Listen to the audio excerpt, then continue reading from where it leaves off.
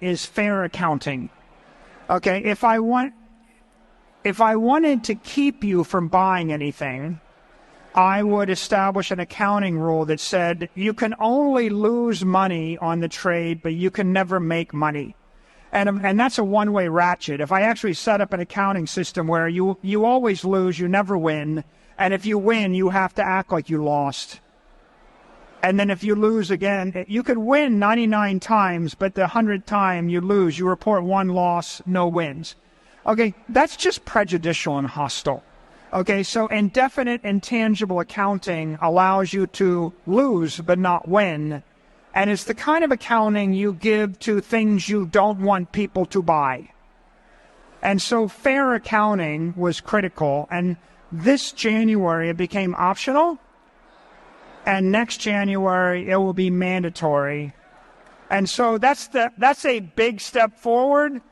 Let's just say we're 75% of the way along there, but we'll be sort of at 100% when you have 24 or 36 companies and they're all using the same fair value accounting and everybody's talking about it, and you start to see companies report multi-billion-dollar or 10 mega-billion-dollar gains on that accounting, right? That'll be a big deal. That's two. And then the third is if individuals aren't allowed to self-custody, that's hostile to Bitcoin. If I passed a law saying you can't custody, that's an attack on Bitcoin. If companies can't self-custody, that's an attack on Bitcoin. If I had a company whose job was to sell custody services to institutions, if I provided custody to Yale Endowment or to a big hedge fund, and then if the government had a law that made it illegal for the custodian to provide custody for your asset, that's hostile. So right now, SAB 121 is a rule that basically makes it impossible for a bank to custody Bitcoin. And the right way to look at it is, well, that's basically a regulation preventing companies that want to custody from custodying. And so the result of that is you have basically the government saying, I guess you can buy the ETF, but the ETF is not allowed to use their bank to custody the Bitcoin, and they can only use a crypto exchange to custody the Bitcoin, and we're going to sue the crypto exchange. And so when you have the government hostile to the crypto custodian, hostile to the banks, hostile to the institutional custodian, you're you're undermining the ETF industry, and you're undermining the asset.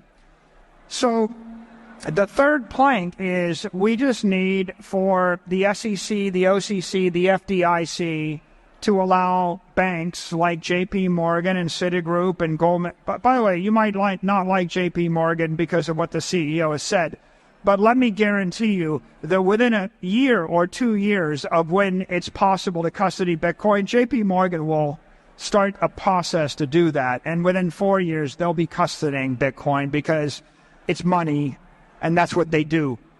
So you want a world where Goldman Sachs, Morgan Stanley, Citigroup, JP Morgan can custody Bitcoin, because if they can custody it, they can buy it for you. And if they can buy it, they can sell it. And if they can buy it and sell it and custody it, they will give you a loan on it. And they will also give you yield on it.